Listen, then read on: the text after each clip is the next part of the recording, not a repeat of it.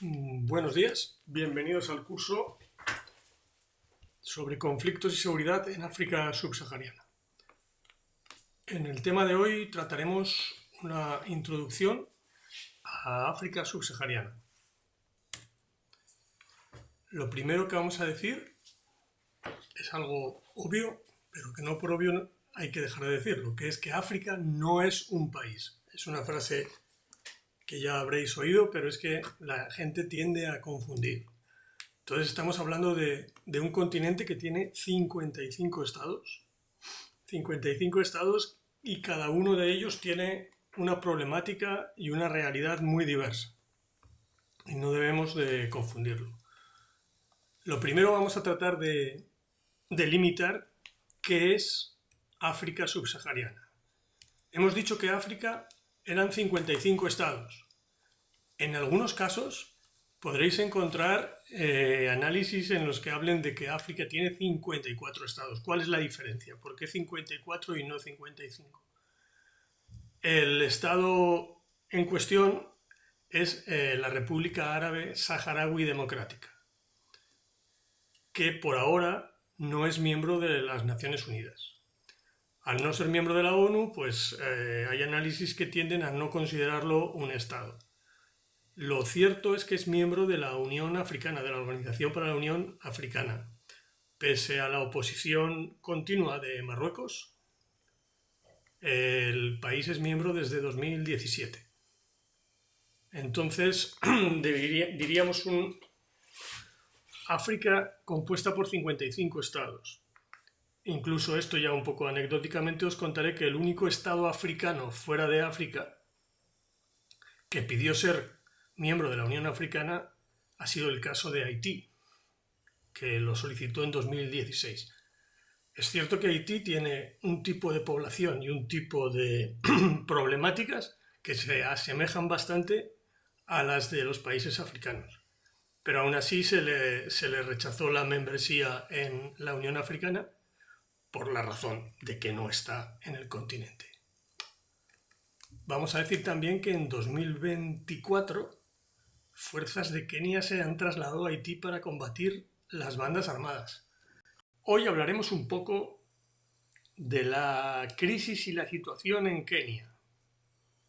Hablaremos de esa sorprendente misión internacional en Haití con tropas de Kenia. Y dejaremos para más adelante lo que también Kenia y sus tropas hicieron en la misión internacional en Somalia. Eso lo dejamos para más adelante. Estamos en guerra, cualquiera de nosotros puede morir. Lucharemos contra quien se atreva a saquear el barrio en el que vivimos, contra quien se atreva a atacarnos en el barrio en el que vivimos. Si no son haitianos y están en suelo haitiano, los considero invasores. Como un llamado a la humanidad. Si bien el país y los soldados que participan recibirán dinero y se espera que su despliegue de fuerzas refuerce su reputación internacional. Sin embargo, esto no convence a muchos en la nación africana, que por su parte vive una situación crítica con protestas multitudinarias contra Ruto, con decenas de muertos en los últimos días por una dura represión policial. Bueno, pero como somos curiosos, nos preguntamos, ¿por qué está Kenia liderando la misión internacional en Haití? Kenia. ¿Por qué no un país caribeño? ¿Por qué no un país centroamericano? ¿Por qué no Estados Unidos o Reino Unido o España mismo lidera esta misión y que la lidera, sin embargo, Kenia? Otros muchos países también se comprometieron. En principio, muchos de los pequeños países centroamericanos, pero también Canadá, Francia, España, Reino Unido, Turquía. Podemos pensar bien. Podemos pensar que Kenia es el más generoso y comprometido y por eso aporta las mayores tropas y lidera esta misión. O podemos pensar mal o pensar no tan bien y pensar que quizás Kenia es quien más lo necesita. Es una misión internacional que colabora a mejorar la imagen pública del país, la imagen pública de Kenia, obviamente. Estas misiones internacionales te hacen quedar siempre muy bien. La misión internacional puede servir para tapar la inestabilidad política del presidente, de William Ruto. No olvidemos que es un presidente acusado varias veces de fraude electoral y sobre el que pesan también graves acusaciones de corrupción. Pero ni los efectivos de Kenia en Haití han logrado ocultar las continuas protestas en Nairobi y en otras ciudades de Kenia que este año se han multiplicado.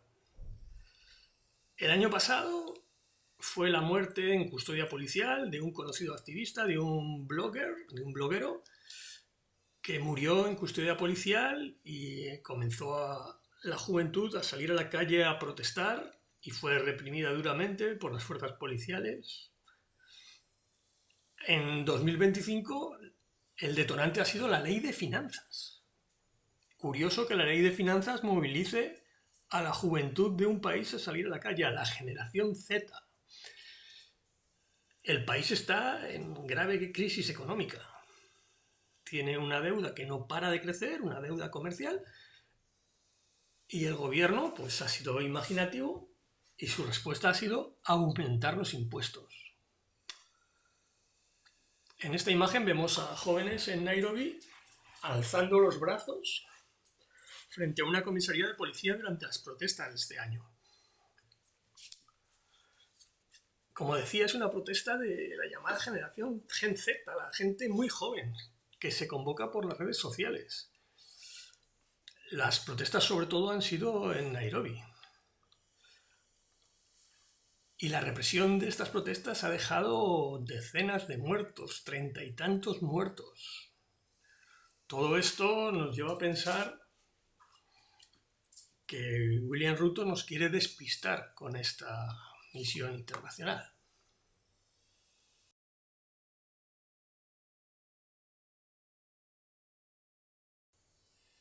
Entonces, África subsahariana no es un concepto geográfico y tampoco es un concepto político.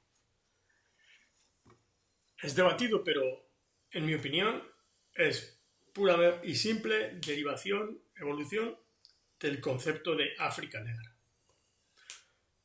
África subsahariana es un eufemismo, por lo tanto, sí, es un eufemismo, es otra manera más correcta de decir África negra. Desde luego, interpretarlo como la parte de África al sur del desierto del Sahara, es decir, convertirlo en un concepto geográfico, yo creo que no se cumple. ¿Qué países serían los que pertenecen a la África subsahariana?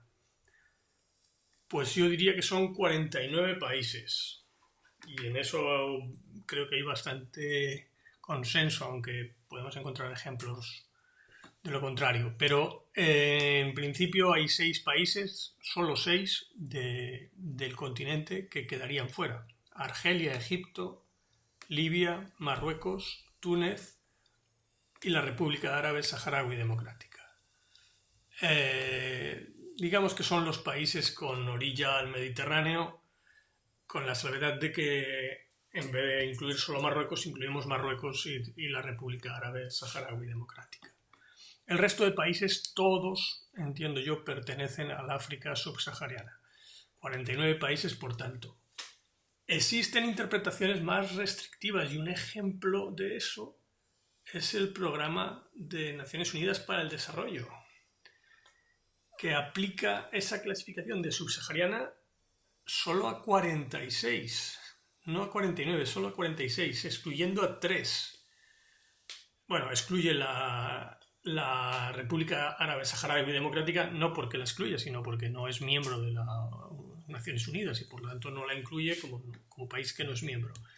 Y excluye Djibouti, la pequeña Somalia de origen francés, Somalia y Sudán. Me parece fatal. Esta interpretación ha sido criticada, se la ha considerado muy racista. Bueno, eso ya es un poco de demagogia. Pero vamos, considerar a Somalia como menos subsahariano, como menos negro que Etiopía o Kenia, con los que tantas cosas comparten, me parece que está fuera de lugar. Entonces, de estos 49 países, existen 2 casos fronterizos que sí que pueden presentar alguna duda, y esos serían Mauritania y Sudán. He puesto Sudán del Norte para aclarar que es la parte norte de Sudán y no la independiente Sudán del Sur ahora. En cuanto a Mauritania, pues tenemos una composición de su población en la cual la parte más importante son los llamados moros, que son un 70% de la población y hablan árabe. Son, por un lado, los llamados bereberes, los árabes bereber, que serían los llamados moros blancos. Allí, en la lengua local, se llaman beidanes, que significa blanco, y son la clase alta en Mauritania. Y estos representan un 30%, mientras que los llamados moros negros, negros de habla árabe, es un 40%.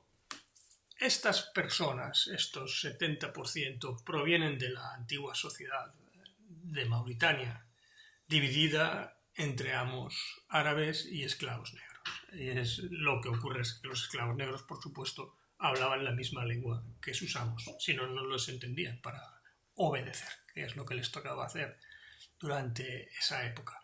Entonces, este 70% de moros y el 30% serían otras etnias subsaharianas. Pues tenemos ahí a los Fulani, tenemos a los Wolof, que es una etnia muy común también en Senegal, etcétera, etcétera. Es un país que tiene el Islam sunita, es absolutamente dominante, con más del 99% de la población profesa corrientes sunitas del Islam, y el 90% del territorio estaría enclavado en el desierto del Sáhara.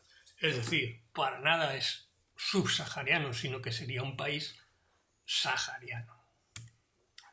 En cuanto a Sudán, o Sudán del Norte, el 70% de la población son árabes sudaneses. Estamos hablando siempre de Sudán después de la partición de 2011, que es cuando ha presentado estas dudas, porque Sudán antes de la partición era considerado subsahariano sin ninguna duda, porque con la población sumada del norte y del sur era bastante diferente, con una importante población negra. Pero claro, como la mayor parte de la población negra estaba enclavada en Sudán del Sur, el norte ha quedado un poco más cuestionado por eso. Entonces es cierto, el 70% de la población son árabes, ¿no? Comentar que, igual que acabamos de ver en Mauritania y veremos en otros países de la zona, es una sociedad muy, muy racista, que la élite árabe es la dominante y viene de una tradición y de una división social entre amos y esclavos. Pero hay que destacar que en Sudán hay algo más que el color de la piel. Y para clasificar a una persona como non-black, como pongo aquí, se valora si habla árabe, si practica el Islam, si tiene o dice tener ancestros árabes, y son considerados no negros muchos que en ningún otro país.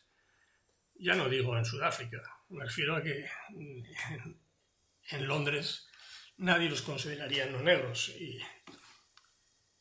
Y podemos, he puesto el ejemplo, la foto tenemos aquí del anterior presidente de Omar al-Bashir, que desde luego no se consideraba negro.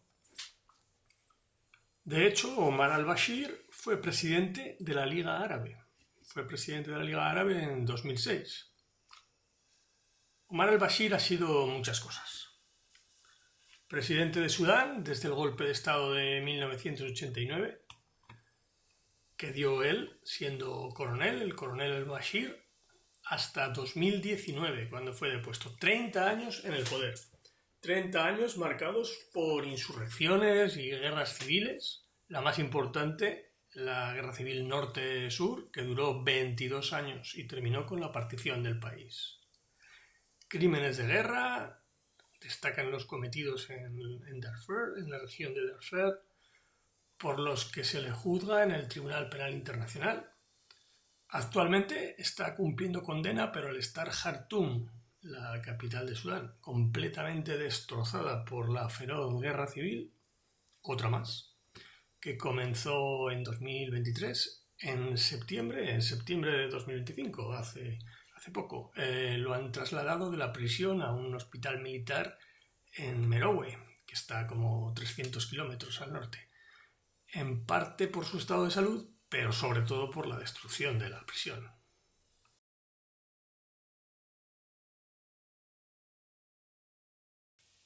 Vamos a introducir el franco CFA, que es la moneda común de 160 millones de personas. Moneda común, en cierto modo, porque hay de dos clases, pero tienen el mismo valor. Las características principales son que tiene paridad fija con el euro, cambio fijo, garantizado. ¿Quién lo garantiza? El Eliseo, el gobierno francés, que es el que sostiene esta moneda. Entonces tenemos la convertibilidad garantizada. Los contratos realizados en francos CFA prácticamente es como si estuvieran realizados en euros. No hay riesgo de cambio para empresas del entorno euro. Los objetivos del sistema es así controlar la inflación y asegurar la estabilidad monetaria, facilitando el comercio internacional entre países miembros.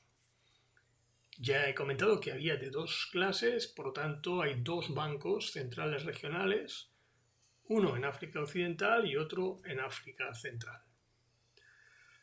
Y los bancos centrales deben depositar el 50% de sus reservas en una cuenta especial en Francia, porque Francia es la que garantiza la estabilidad, la que fija esa paridad. De hecho, en toda su historia, solo una vez cambió el valor de paridad y es el que tiene la llave. Francia tiene la llave de esta moneda. En el mapa podemos ver las dos áreas en rojo y verde que utilizan el franco CFA. El franco CFA occidental, 1, 2, 3, 4, 5, 6, 7, 8 países a los que sumamos los 6 que usan el central. Estamos hablando de 14 países, que es un área donde habitan aproximadamente 200 millones de personas. En medio vemos dos masas en gris, que son los países Nigeria y Ghana, de origen anglófono, de colonias británicas, y más al oeste podemos ver 3 países que estarían Liberia y Sierra Leona, que tampoco son colonias francesas, y Guinea-Conakry, que sí que fue colonia francesa, que sí que utilizó el franco CFA originalmente, pero que se retiró voluntariamente y empezó a emitir su propia moneda desde 1960, por ahí hace mucho tiempo que no forma parte del franco. Con lo cual, de los 14 países que estamos viendo, todos son colonias francesas, excepto 2. Estamos hablando de Guinea-Bissau, que fue portuguesa, y la Guinea Ecuatorial, que fue colonia española. Es decir, de las 3 Guineas, la única que no pertenece a la zona de franco CFA es Guinea-Conakry, la única que era francesa, porque voluntariamente se retiró y emitió su propia moneda.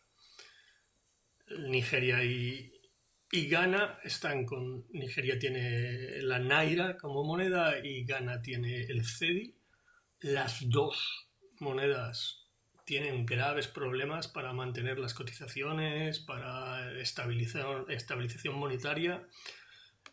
En mi opinión, aunque es criticado, el franco CFA es para estos países una bendición. Una bendición en cuanto que les da solidez económica, una seguridad en los negocios que las monedas locales es muy, muy, muy difícil de conseguir.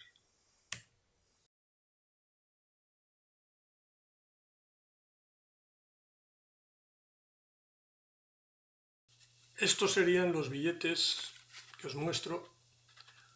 Billetes de 10.000 cefas del África Central, ¿vale? Podéis ver. Estos serían los del África Occidental. Respetan en este caso el mismo tipo de variedad cromática, pero no siempre es así, porque por ejemplo este es el de 1000 del África Central y este es el de 1000 del África Occidental, que no son ni siquiera del mismo tamaño. Ni siquiera son del mismo tamaño y tampoco guardan similitud cromática en este caso, ¿no? Bueno, esto os lo enseño un poco para que veáis la diferencia.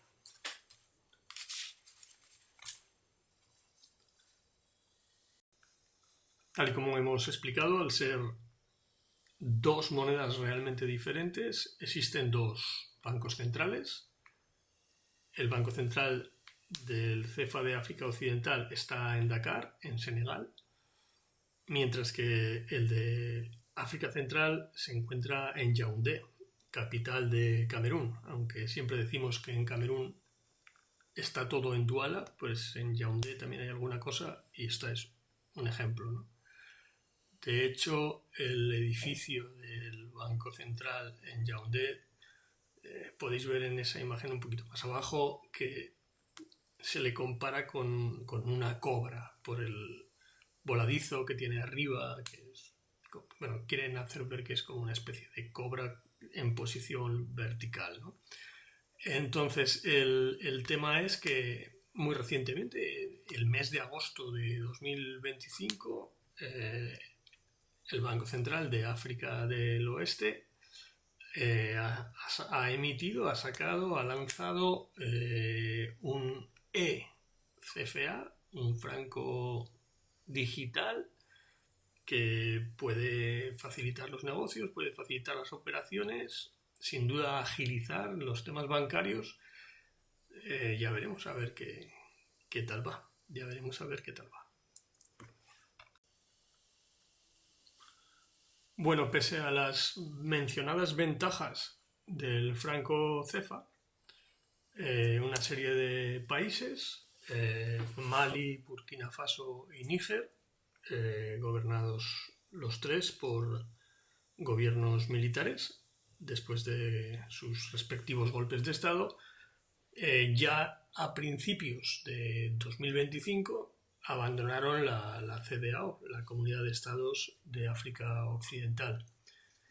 Y hace tiempo que dicen que renunciarían a utilizar el franco CFA y emitirían su propia moneda, cosa que por ahora no han llegado a hacer.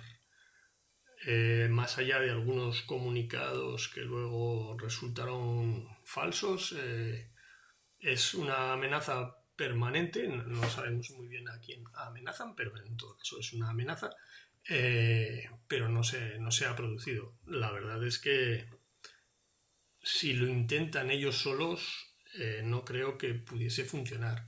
Si un tercer país potente les apoyase, igual que Francia está apoyando el franco CFA, podría haber otro país, podría ser Rusia, podría ser China, que apoyasen una nueva moneda en estos tres países. Eso quizás pudiese funcionar.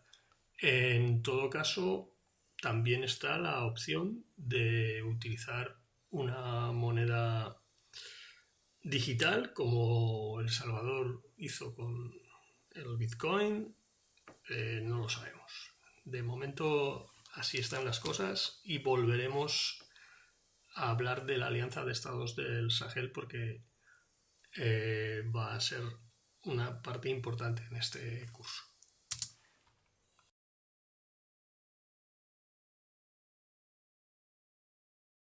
En este mapa podemos ver las distintas uniones económicas y aduaneras que hay en el continente. En principio, la parte que no vamos a tocar es la Unión del Magreb, que está en la parte superior y que en este caso incluye Mauritania, ¿vale? En este caso Mauritania se agrupa con el norte de África y no con el África subsahariana. Por lo demás, seguidamente tenemos la Comunidad de Estados de África del Oeste, la CEDEAO o ECOWAS, si lo decimos en inglés, que estamos viendo cómo era hasta hace muy poco, ¿no? Actualmente Mali, Níger, Guinea y Burkina Faso han sido oficialmente suspendidos y luego ellos han reaccionado diciendo que se van de la organización y que montan su propia asamblea de Alianza de Estados del Sahel, ¿no? En ese punto están las cosas en África del Oeste. Luego podemos ver los estados de África Central, la Comunidad de Estados de África Central, con el Chad, Camerún, República Centroafricana, Gabón, Congo Brazzaville, ¿vale? Congo francés. Luego también vemos el bloque grande, que es todo el sur, incluidos Seychelles, Madagascar, etcétera, las islas del Océano Índico, y desde Ciudad del Cabo hasta el norte de la República Democrática del Congo, todo está en la SADC, Southern Africa Development Community, una unión aduanera de tal modo que los productos, una vez adquieren la nacionalidad, bien porque se producen ahí o bien porque han sido importados, transformados y adquieren la nacionalidad en uno de esos países, pueden circular libremente, ¿no? De hecho, esto se presta a ciertas picarescas, ya que, por ejemplo, Sudáfrica con Europa tiene un acuerdo de libre comercio y exención aduanera que no la tienen los demás países, con lo cual si consigues que tu producto se importe en Sudáfrica y luego Sudáfrica lo pueda reexportar como producto sudafricano, no como producto europeo, sí que tendría la exención en el resto. Pero hay unas reglas para eso, se supone que tiene que haber una transformación sustancial del producto, que no basta con un reetiquetado o un reenvasado. Pero habría que ir caso por caso y no es el momento de ponernos con eso. Seguidamente veremos la gran unión en África, que es la asociación llamada Organización para la Unión Africana.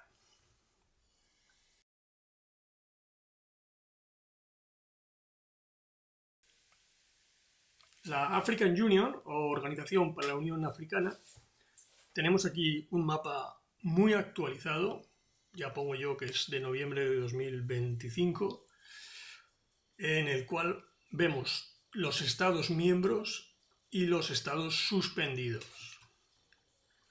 Aunque parezca mentira, porque la Unión Africana tradicionalmente ha suspendido a pocos miembros y ha expulsado a pocos miembros de pertenencia, pero actualmente tenemos la friolera de 1, 2, 3, 4, 5, 6 países, 6 estados que están suspendidos de pertenencia a la Unión Africana.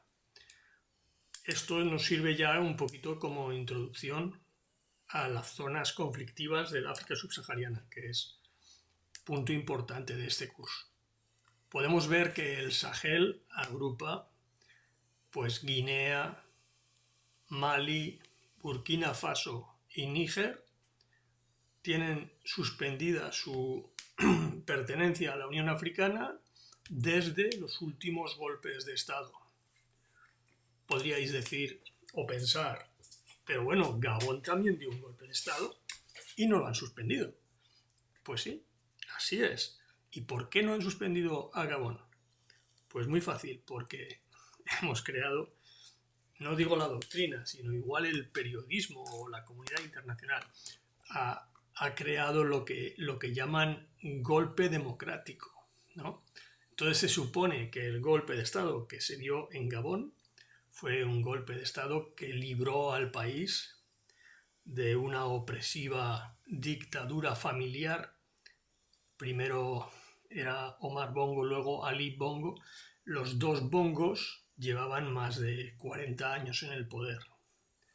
Bongos non-stop. Entonces, esto entienden que el ejército tuvo que intervenir y que la intervención fue legítima y que van a tener un periodo de poder militar transitorio a la espera de que se celebren unas elecciones. Ya veremos a ver cuándo se celebran, pero lo cierto es que Gabón sigue funcionando en todos los sentidos, seguridad, comercio, sigue funcionando igual que antes del golpe de Estado, que funcionaba bien y ahora sigue funcionando igual de bien. El ejército y la policía siempre tuvieron muchísimo poder en Gabón, con altos presupuestos, altos sueldos, se consideraban unos privilegiados dentro de, digamos que Gabón es una ciudad muy desigual, con unas personas relacionadas con empresas públicas, poder político y alto funcionariado, incluyendo ejército y policía, que tienen altísimos salarios y nivel de vida, y el resto de la población. ¿Qué ocurre? Que más o menos el resto de la población en Gabón vive mejor que el resto de la población en otros países limítrofes. Entonces no se quejan demasiado, y si se quejan, para eso está la policía y el ejército, y no se producen normalmente grandes alteraciones. Al final hubo unas alteraciones que el ejército se las apropió, realizaron el golpe de Estado y acabaron con la dinastía familiar de los Bongos. Eso en cuanto a Gabón. Pero bueno, la comunidad internacional ha tolerado, ha autorizado. La Unión Africana no ha expulsado a Gabón y podemos ver que no está entre los miembros suspendidos. Muy actualizado está este mapa, como digo, porque está Madagascar, que de momento ha sido suspendida. No es la primera vez que suspenden a Madagascar, ya lo digo. Pero bueno, mi apuesta, que igual me equivoco, es que Madagascar acabará como Gabón y será considerado también un golpe democrático. No en vano, estos golpes han sido, si no coordinados, sí que más o menos Francia ha estado al tanto. Tanto el de Gabón como el de Madagascar. Y es labor del Eliseo, labor de la administración francesa, lavar la cara al régimen, si es que se entiende con ellos y se puede homologar como un Estado democrático más. Eso en cuanto a Madagascar. Aparte de los del Sahel y de Madagascar, vemos que está suspendido, como es lógico, Sudán.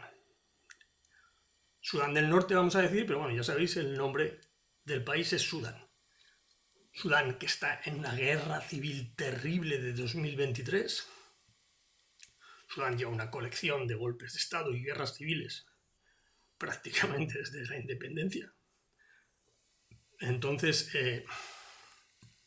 es terrible lo de Sudán. Independientemente de que esté suspendido o no, eso ya es lo de menos. Jartum, que es una ciudad milenaria donde se cruzan los dos Nilos, el Nilo Blanco y el Nilo Azul. El punto en el que se cruzan divide la ciudad de Jartum, porque de Jartum está dividido como en tres zonas, que son realmente tres ciudades unidas, y era punto de destino de las caravanas en la Edad Media, y desastrosamente, no sé, no voy a decir no queda piedra sobre piedra, pero la verdad es que está totalmente destruido toda la ciudad, la gente ha huido. Yo, que he podido hablar con personas de empresas de Jartum, la mayoría siguen funcionando, telefonaban permanentemente y tal, pero han huido a poblaciones rurales, están escondidos. y nadie se atreve, todos los extranjeros, todos absolutamente.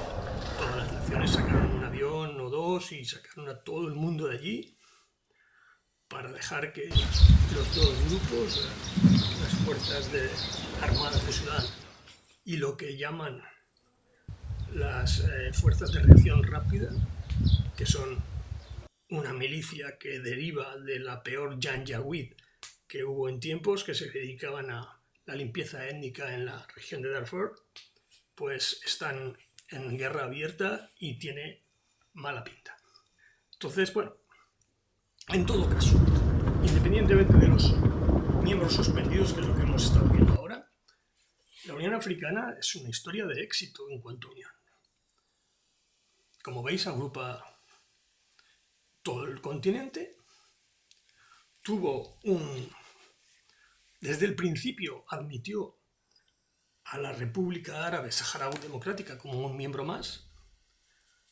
Eso provocó que Marruecos decidiese no participar y se mantuvo fuera de la Unión. Como vio que todo el continente estaba menos él, pues Marruecos al final acabó entrando. No porque admita que el Sáhara sea un miembro, sino porque no le quedó más remedio. Y sí, ahora es miembro, tanto el Marruecos como el Sáhara, son miembros los dos de tal. Y bueno, esto provoca muchas reuniones de coordinación, sectoriales, gubernamentales. Hay mucha vida, hay muchas cosas, muchos planes. Se están haciendo muchas cosas a nivel Unión Africana. Lógicamente, no es la Unión Europea, no es los Estados Unidos. Dependen en parte también de los donantes, de la ayuda internacional, pero es algo que funciona. Por contaros un poco más, la Unión Africana, casi todas las sedes, tiene también alguna más, pero casi todas las sedes de la Unión Africana están en Addis Abeba, capital de Etiopía. Entonces, la capital de Etiopía se ha convertido en la capital de África, pero que lo podemos decir con todas las de la ley. ¿Por qué es la capital de África? Primero, por la vida interna que tiene esa ciudad, porque como he dicho, en la Unión Africana se coordinan las políticas sectoriales de todos los departamentos, de todos los gobiernos, de todo el continente. Entonces es un ir y venir de dignatarios, de ministros, de subsecretarios, de secretarios, continuamente a Addis Abeba. Addis Abeba no ha dejado de aumentar sus infraestructuras hoteleras, sus restaurantes, su número de vuelos, porque es incesante, es incesante. Luego, todo esto se ve en la propia ciudad. Todos los países miembros de la Unión Europea, incluso los suspendidos, por supuesto, tienen una calle. Hay una calle con el nombre de cada país. La calle de Camerún, la calle de Botsuana y, por supuesto, la calle de la República Árabe Saharaui Democrática. Todos tienen una calle, todos los países miembros tienen embajada en Addis Abeba.